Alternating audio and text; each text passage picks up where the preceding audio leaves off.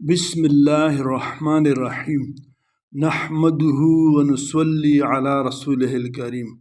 حضرت ابو سعید خدری رضی اللہ تعالیٰ عنہ سے روایت ہے کہ رسول اللہ صلی اللہ علیہ وسلم نے ارشاد فرمایا کہ مہدی میری اولاد میں سے ہوگا، روشن اور کشادہ پیشانی، بلند بینی یعنی کڑی ناک والے۔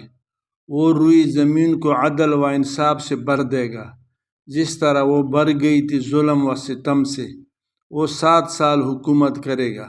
معارف الحدیث، کتاب علامات قیامت، حدیث نمبر 1961۔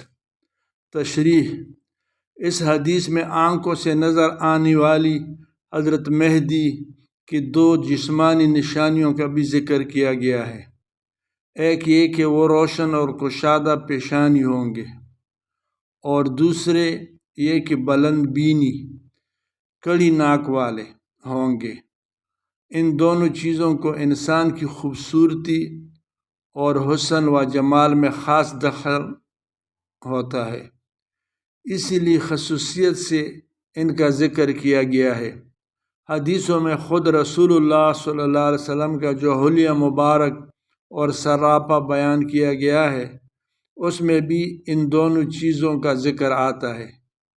ان دونوں نشانیوں کے ذکر کا مطلب یہ سمجھنا چاہیے کہ وہ حسین و جمیل بھی ہوں گے، لیکن ان کی اصل نشانی اور پہچان ان کا یہ کارنامہ ہوگا کہ دنیا سے ظلم و عدوان کا خاتمہ ہو جائے گا اور ہماری یہ دنیا عدل و انصاف کی دنیا ہو جائے گی۔